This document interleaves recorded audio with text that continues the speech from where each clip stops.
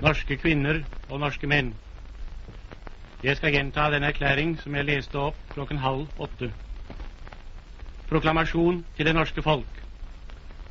Etter at England hadde brutt Norges nøytralitet ved å utlegge minefelter i norsk territorialfarvann uten å møte annen motstand enn de vanlige intetsigende protester fra regjeringen Nygaardsvold, tilbød den tyske regjering, den norske regjering, sin fredelige hjelp, ledsaget av en høytidelig forsikring om å respektere vår nasjonale selvstendighet og norsk liv og eiendom. Som svar på dette tilbud om løsning av en for vårt land helt uholdbar situasjon, har regjeringen Nygaardsvold iverksatt alminnelig mobilisering og gitt den hensiktsløse ordre til de norske stridskrefter å motsette seg den tyske hjelp med væpnet makt. Selv har regjeringen flyktet efter således lettsindig og har satt landets og dets innbyggeres skjebne på spill.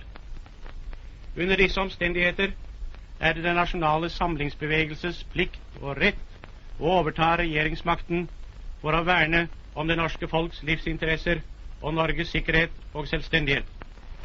Vi er de eneste som i kraft av forholdene og vår bevegelses nasjonale mål kan gjøre dette, og derved redde landet ut av den desperate situasjon som partipolitikerne har ført vårt folk opp i.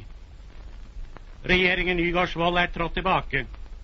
Den nasjonale regjering har overtatt regjeringsmakten, med Vidkun Quisling som regjeringssjef og utenriksminister, og med følgende andre medlemmer: professor Birger Meidel, kirke- og undervisningsminister; politisjef Jonas Lie, justisminister; dr. Gulbrand Lunde, sosialminister; direktør Albert V. Hagelin, handels- og forsyningsminister; arkitekt Tormo Hustad, landbruksminister; professor R. Skanke, arbeidsminister; godseier Fredrik Prytz, finansminister; major R. Voslev, forsvarsminister.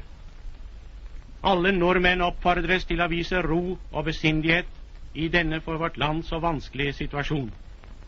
Ved felles anstrengelser og alles godvilje skal vi berge Norge fritt og frelst gjennom denne svære krise. Jeg tilføyer at slik som situasjonen har utviklet seg, er enhver fortsatt motstand ikke bare nyttesløs, men direkte ensbetydende med kriminell ødeleggelse av liv og eiendom.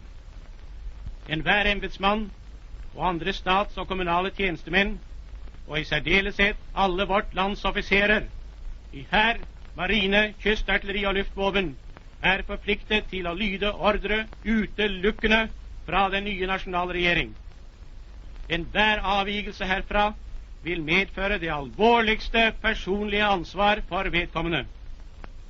For øvrig vil det bli gått rettferdig og hensynsfullt frem mot alle landsmenn.